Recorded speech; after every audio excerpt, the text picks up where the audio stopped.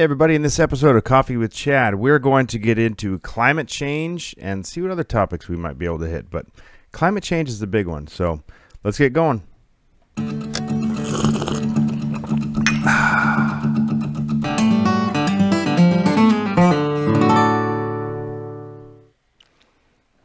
everybody, I'm Chad Taylor, author of the book, Where Are We? Earth According to the Bible, that gets into how does the Bible actually describe Earth? And it might surprise you, actually. So, for those of you guys that don't know, I am just getting over a cold as well. So, been kind of all of us here have been getting sick lately on the uphill side. So, might hear it in my voice a little. Hopefully, I don't start hacking and coughing on you.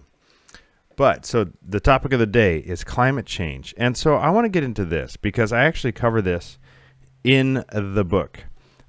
Towards the end of the book, after going through how the Bible describes Earth, I get into how does this fit into our daily lives? What does it matter really at that point? And so this one here is called, on page 260, 261. I just want to read this, and then we'll segue into the topic at hand. So the title is called, A God Called the Environment. Over the years, I have heard people use phrases like Mother Earth, Mother Nature, or the environment to describe Earth and its functions. I know many people believe Earth came into existence in some sort of mathematical probability after nothing exploded. To me, this belief is like saying if you shake a box full of old electrical parts long enough, it will assemble into a top-of-the-line working HD flat-screen TV. Anything harmful to the faith of evolution is simply hidden in millions or billions of years. Just shake the box long enough. Sure, where did the electrical parts come from in the first place? The belief of order out of chaos has never sat right with me, especially now. In many ways, God's creation has become a god to many. Lowercase g. Countless diehard atheists have a God they don't even realize, and the God they ignore created it. The true creator is disregarded and the creation is worshipped. I believe in being respectful and taking care of what God has given us to be a steward of his creation, someone who manages it but understands that he doesn't own it. We are here for a short time and we should leave it nicer than when we found it. However, this discussion is regarding the people that take things away over the top, so much so that it becomes worship. What do you give yourself over to? That is what you worship. For some it is God, for some it is booze or drugs, for some it is the earth. Why would it matter if people take things over the top? They can believe whatever they want. Of course they can. My question is, how are these kinds of people being used? Most of them are probably well-meaning people that that want to see good in the world. They probably have kind hearts but are completely controlled by fear and anger. We need to ask, are they being used like pawns? Are they fed with cherry-picked information to make them demand change? Change that was planned long before they got wound up from the 6 o'clock news. Are they being used to push an agenda under the guise of helping an endangered Earth? Can you imagine millions of people being oppressed through unjust regulations in a ploy called saving the environment? Or we could say climate change, or we could say global warming. All right, saving it from what? Who knows? But make sure you donate your hard-earned money to help. Page 2. What if the term global warming is as real as cubic warming? Does Earth's climate stay exactly the same year after year? Of course not. Some years can be hotter or colder. Have you noticed that the term global warming is seldom used anymore? Now it's just climate change. Any change and it's your fault. Man did it. No way to prove or disprove it. Just twist the numbers to suit the desired outcome. This is the main topic of the day, by the way. Using fear and guilt, how much control would the powers that be gain over the masses in such a hoax? Did you know that cattle farts are starting to be regulated?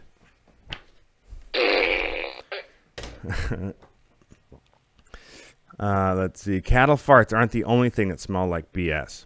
How much control and money would certain people lose if we learned the real threats or lack of threats the environment faces? What if most threats to the environment are no more real than certain news stories on December 24th?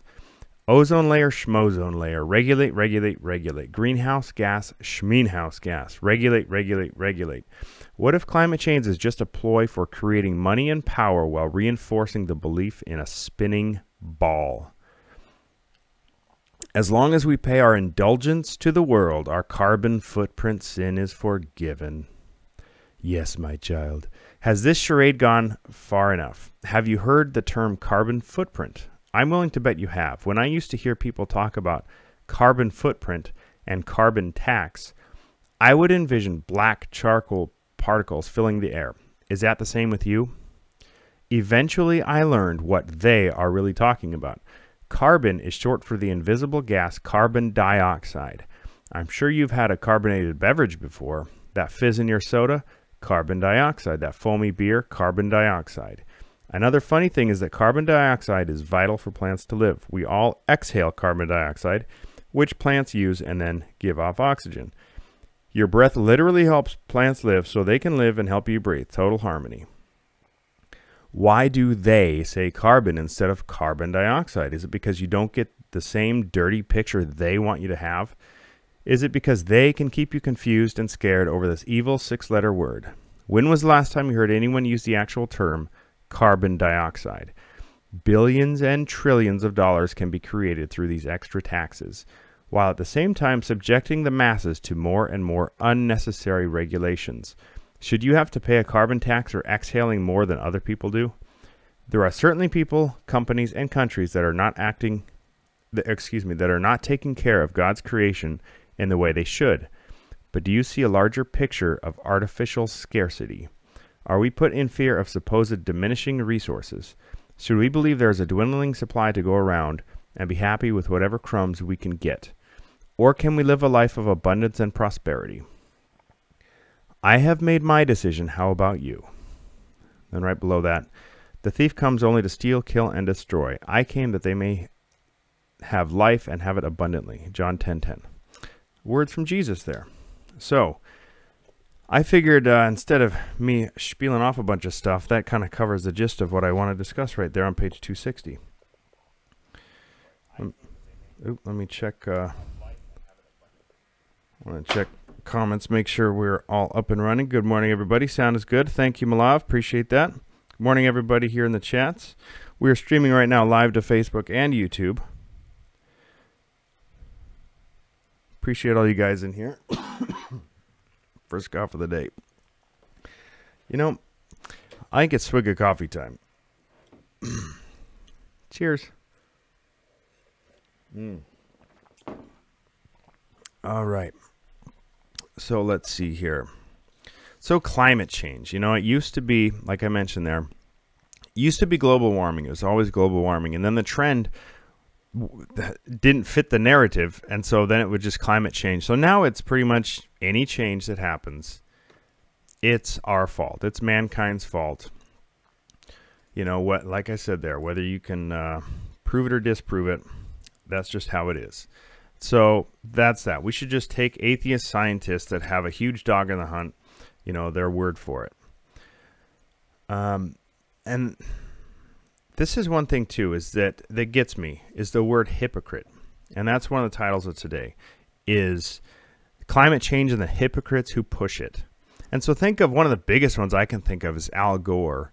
You know, been around forever. How many false predictions has this guy made talking about, you know, climate change, and all from decades past, all the predictions of all these lives would be lost, and this would happen, this catastrophe would happen, and, you know, it's a boy that cried wolf over and over and over again.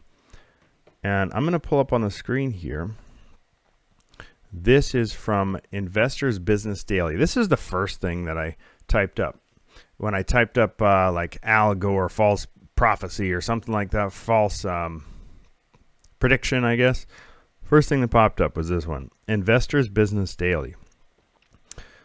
I have no idea who these people are, but this is just an interesting article. So, former Vice President Al Gore stars in his second documentary, An Inconvenient Sequel, Truth to Power. As my printer prints something in the background. Thank you. Sooner or later, Gore tweeted, climate deniers in the GOP will have to confront their willful blindness to the climate crisis. But skeptics of climate alarmism have their eyes wide open and don't like what they see. Donald Trump won the popular vote among people 40... Give me one. Let me shut this thing off.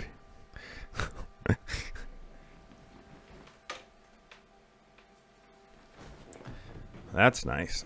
All right. Let's see.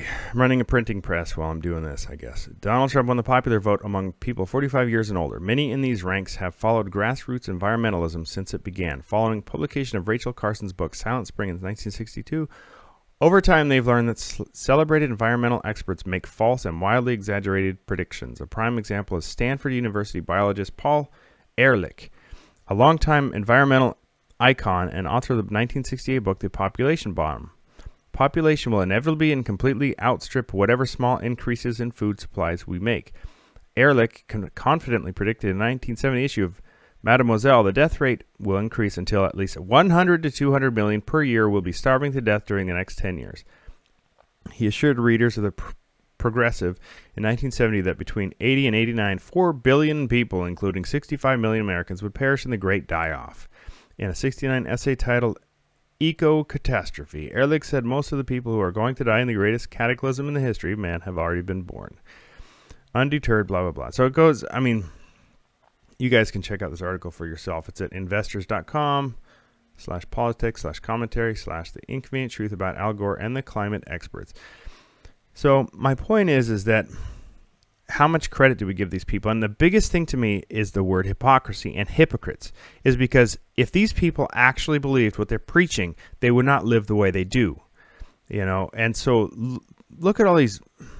One even more glaring subject is like, say the anti-gun people that are like, oh, we shouldn't have these kind of guns or those kind of guns. Well, look at the absolute hypocrisy with people like Michael Bloomberg. He, you know, with his anti-gun agenda, yet he has all these armed guards around them 24/7. You know, you can't have these, but I can. You know, same thing with what's her face, Feinstein, same exact thing. You know, they shouldn't be able to have these, but I can. Because we have to understand the powers that be run by a different set of rules than we have. You know, we are the peasants, we are the commoners. There's a different set of rules for us than they have for themselves. We have to come to grips with that whatever taxes and crap that they want to put out there, they're not going to be subject to. You know, so let's see here. Al Gore, Bill Gates too. Bill Gates is another one of those with the environment. There's just something recently too coming out about, there's more and more coming out about chemtrails.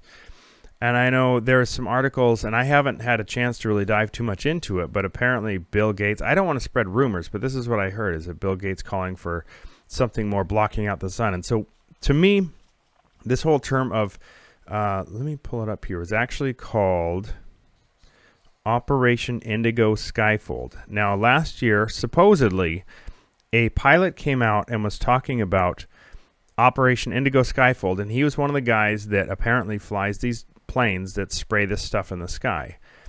And I know this is a couple of years ago. I remember driving down a beautiful summer day here in Seattle. I'm headed downtown, and I see all of these crisscross patterns in the sky just forming. But right before that, it was a perfectly blue sky. It was so amazingly beautiful out. Such a nice summer day. Not a cloud in the sky. All of a sudden, there is just a checkerboard in the sky. And I am yelling out the window at cars, look up, look up. What is this? Look up, look up. Just to try to, I don't think I accomplished anything, but it was just like, I'm so frustrated. Am I the only one out there that sees this stuff and was going like, what is this? Why is this happening? Because we see some planes where they fly across the sky and it doesn't leave anything behind. You'll see this little trail and it disappears. And then you'll see other planes, it seems like the majority anymore, that all of a sudden leave these straight line, huge plumes of something white behind them, that if you watch them long enough, you'll see them dissipate, turn into these big clouds, basically, these straight line clouds that dissipate, and then all of a sudden we have no more blue skies anymore. Doesn't Pink Floyd have a song called Goodbye Blue Sky or something to that effect? I mean, that's what comes to my mind, is that when was the last time we had a beautiful blue sky day? You know, Really? Where there was no issues with this kind of garbage going on. But the bottom line, and I had a conversation with somebody really close to me driving down the road, and I was questioning him. I'm like, what do you think they're spraying up there? What does that look like to you? And it was amazing when you start asking people questions, you know, how they can start to wonder what the heck is going on. And so check out this video here. This is from a guy named Ted Gunderson. Ted Gunderson was a former FBI chief. And listen to this video here. The death dumps, otherwise known as chemical trails, are being dropped and sprayed throughout the United States, in England, Scotland, Ireland, Northern Europe, and I have personally seen them not only in the United States but in Mexico and Canada. Birds are dying around the world. Fish are dying by the hundreds of thousands around the world. This is genocide. This is poison. This is murder by the United Nations. This element within our society that's doing this must be stopped. I happen to know of 2 of the locations where the airplanes are that dump this crap on us. 4 of the planes are out of the Air National Guard, Lincoln, Nebraska, and the other planes are out of Fort Still, Oklahoma. I personally have observed the planes that were standing still in Nebraska, Lincoln, Nebraska, at the Air National Guard. They have no markings on them. They're huge, bomber-like airplanes with no markings. This is a crime. Crime against humanity, crime against America, crime against the citizens of this great country. They must be stopped. What is wrong with Congress? This has an effect on their population and their people and their friends and their relatives and themselves. What's wrong with them? What's wrong with the pilots who are flying these airplanes? They're dumping this crap, this poison, on their own families. Somebody has to do something about it. Somebody in Congress has to step forward and stop it now. Thank you. I'm Ted Gunderson. So this guy, I just looked into him a little bit. So he's a former FBI chief. Now, so if you look at his article on Wikipedia here, really interesting. Once he got out of the FBI, the kind of stuff he got into. Really, really interesting. And the funny thing is, in 2008, so I think this video is from 8, 09, somewhere in there.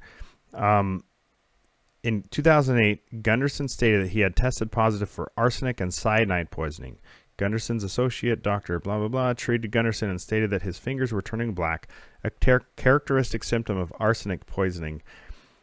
Gunderson, on July 31st, 2011, Gunderson's son reported that his father had died from cancer of the bladder, which had been linked to arsenic poisoning in some studies. And so a guy like with his exposure talking about these kind of things, it's no wonder.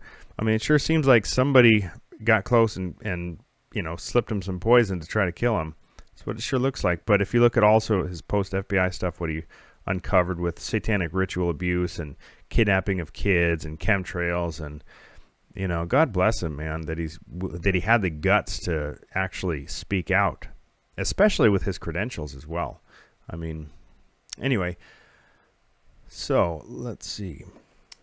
Let's get into the Funny Dad Joke time! All right.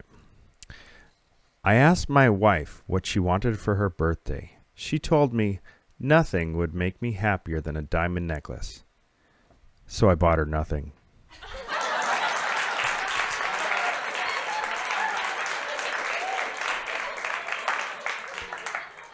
All right. You know what's interesting? Did you guys notice this? For those of you guys watching, under this video, what do we have here? Let me pull this up here.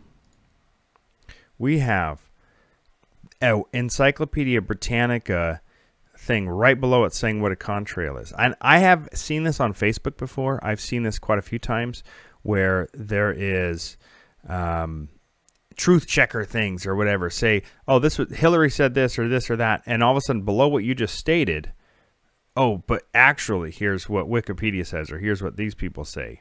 And it's interesting that you know, anything controversial, you know, it's going to be, oh yeah, right, but here's this, here's what the world tells you. And so they're going to have a I've never seen this on YouTube before. This is the first time I've seen this. I noticed this last night when I was putting this all together, that they actually have, they call them fact checkers, something like that. So isn't it interesting?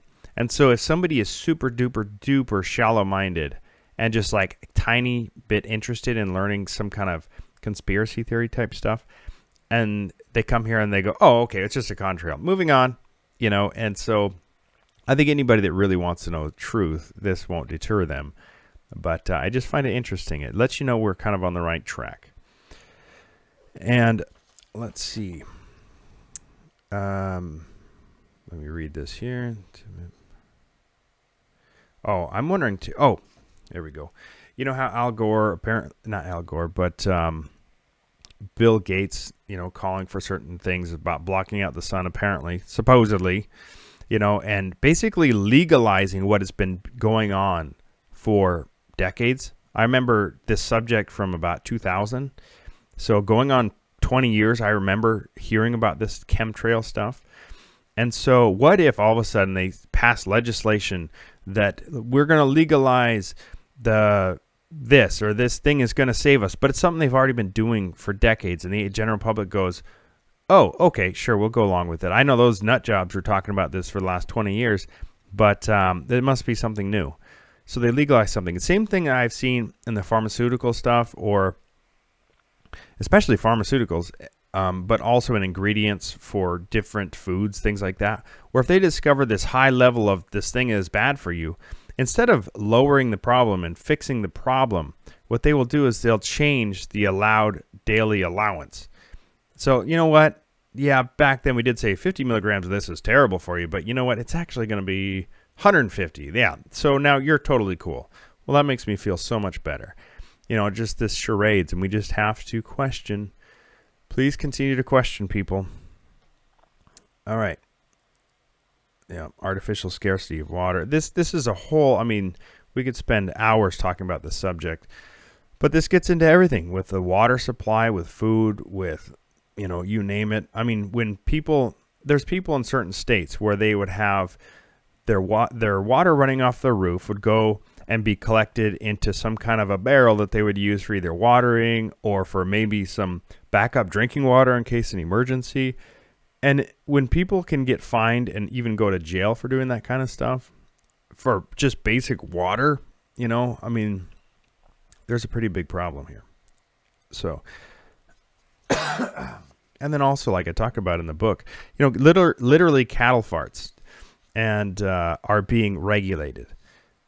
You know, I think it's that, you know, the power to tax is the power to destroy. And if they can tax this that I'm exhaling here, carbon dioxide, remember, they will never say carbon dioxide. It's always carbon. Carbon footprint. Your carbon footprint. You need to keep track of your car. You drive this big SUV. How dare you? You know, it's just silly. I don't get caught up in that garbage. There's actual things we could be dealing with here. So, next, we're going to get into our ad. I'm done on the subject because I could ramble. I don't want to ramble. So, we have a new sponsor. Haven't seen this yet. Let's see what it's about. We would sure appreciate your support for our new upcoming tax of the carbon copy tax. So whenever there's a carbon copy made of an email, or like those old school handwritten receipts where there's the white copy and then the yellow and then the red and then the carbon copy, well, you know, we're going to tax that carbon copy of the receipt. So we'd appreciate your support. Thank you. Obviously, this is not a real ad. If it was a real ad, then you obviously know, wouldn't it? If you believe this ad, did you know that all those out of the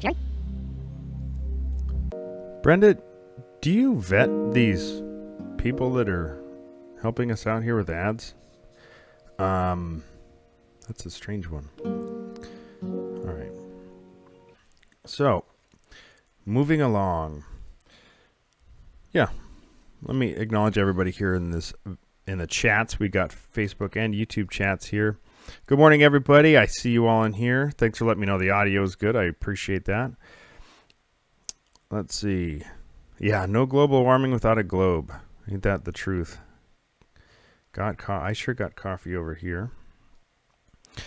I did want to say something very politically correct here and say, even if you don't have coffee, you're welcome to join. So if you got water or juice or a smoothie or whatever, join on in. It's a good old time. Yeah, I'm done with, I think I just finished my cup of coffee. Morning, Joe. Biblical. Yep. Biblical cosmology destroys so many charades. I mean, if you don't know what biblical cosmology is, it basically is how does the Bible describe Earth?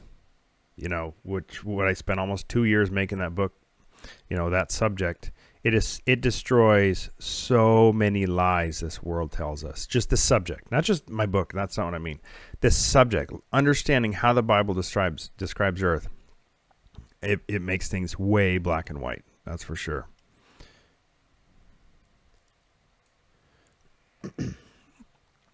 I think gonna try and charge for sunlight. Yeah, you never know. Ain't that the truth?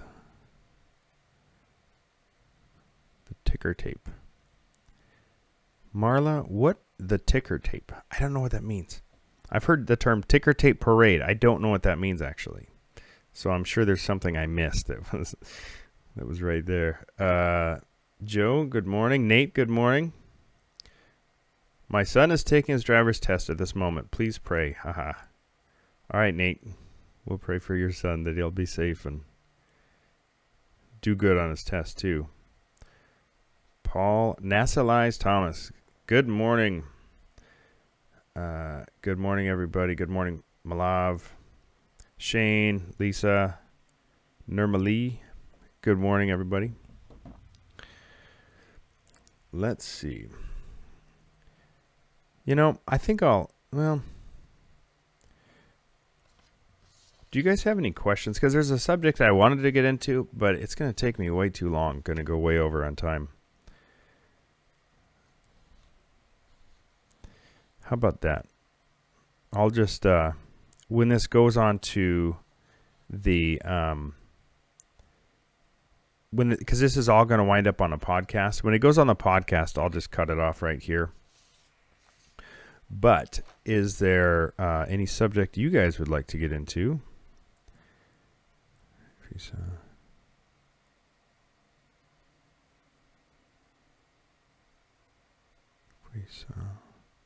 Bear with me here. Marla, you starting asking a question if we saw what was at the bottom of the video. Then ad kicked in and you went to another subject. Eugh. Sorry, I'm not sure where I went, if there was a glitch or if it was just me getting over my cold. And can you extend coffee to Chad with an hour, Joe? You know, I might need to. I'd probably have to start it at 7 to be able to do an hour-long show.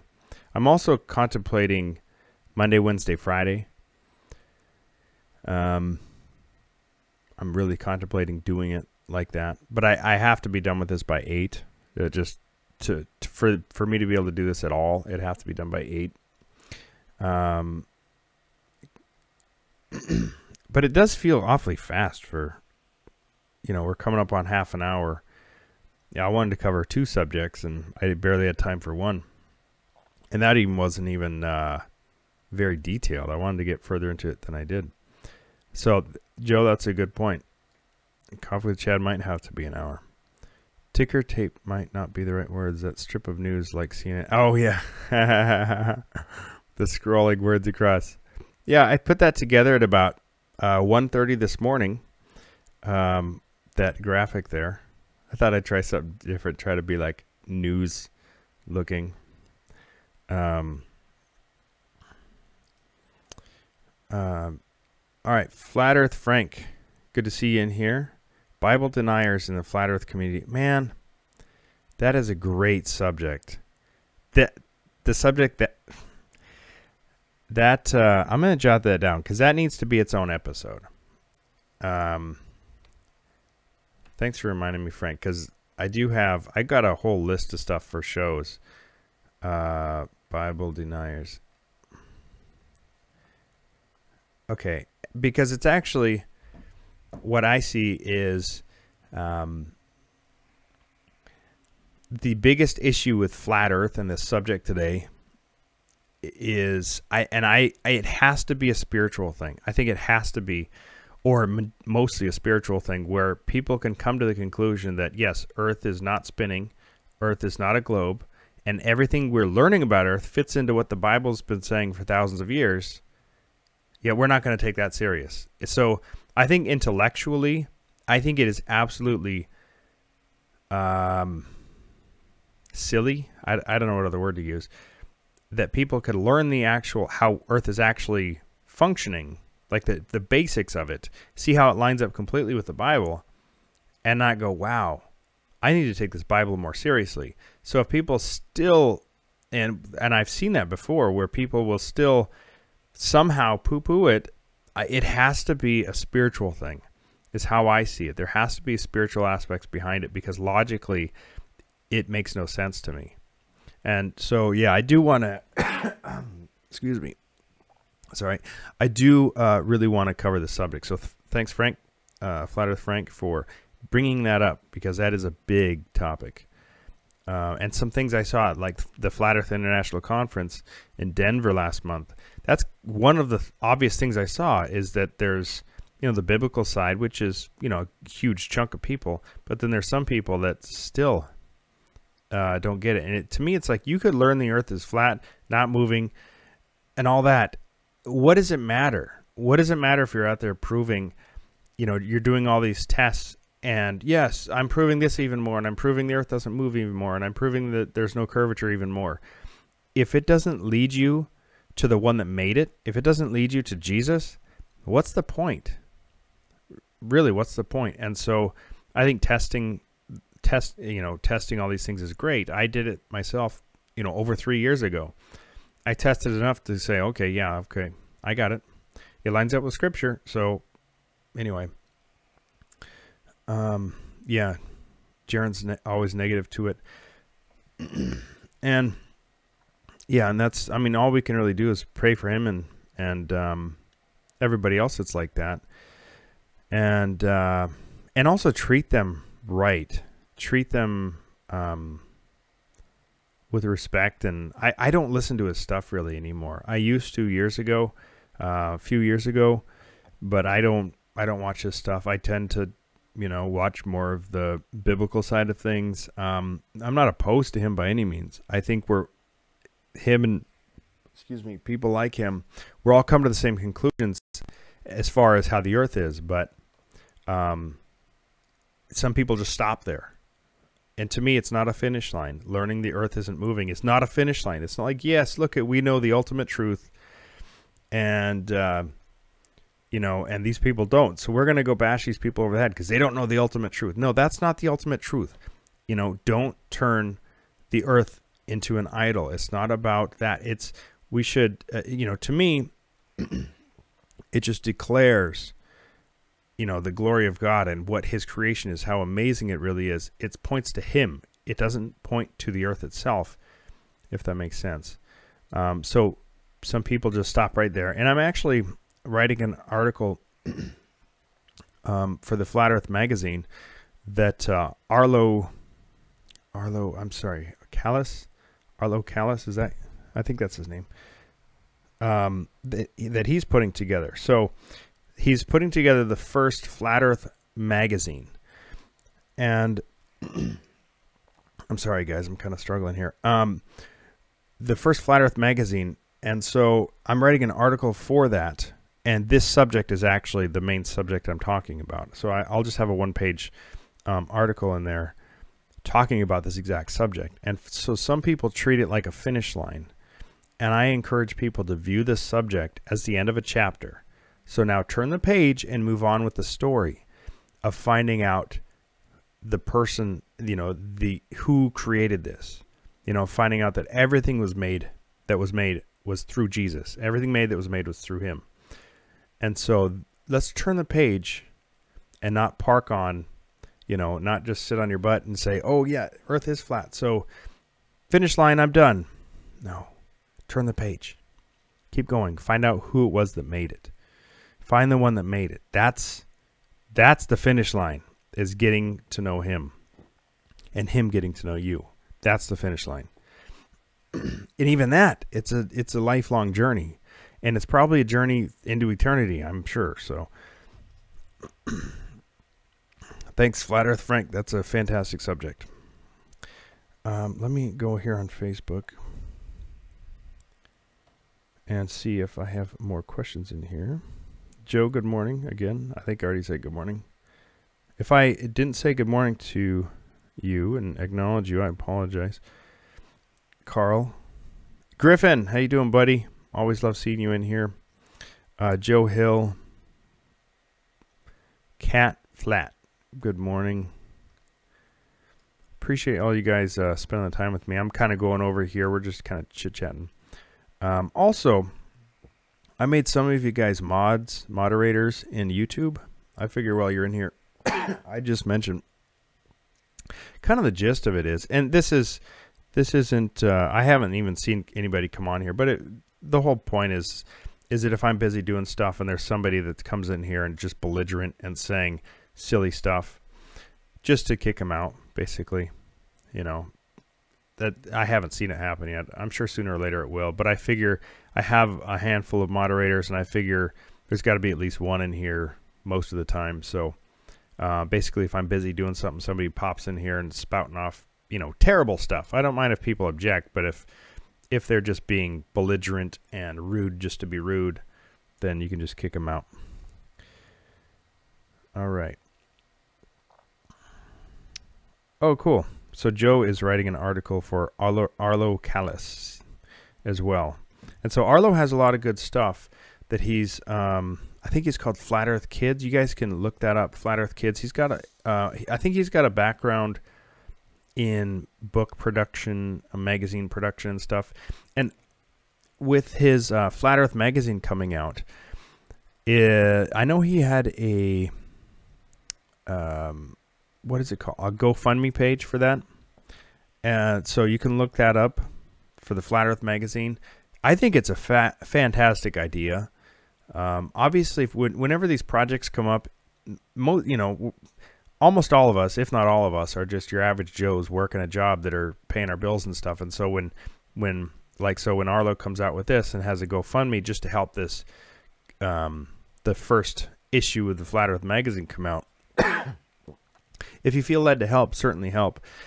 Just chip away at the cost of this, because I know from experience, like making this book and stuff, man, things are not cheap to get out, especially if you want to make a production run of 1,000 copies or more of physical copies. Man, it's a lot to ask from, you know, your average family guy that's providing for stuff, and he'll you know, a lot of times you kind of have to, a lot of times you can't even turn a profit when you're that small trying to get something going. So Arlo, thank you for doing that. The Flat Earth magazine, it's something I think that's really needed at this point. I mean, and I saw the image of it too. You can look at his page on Facebook.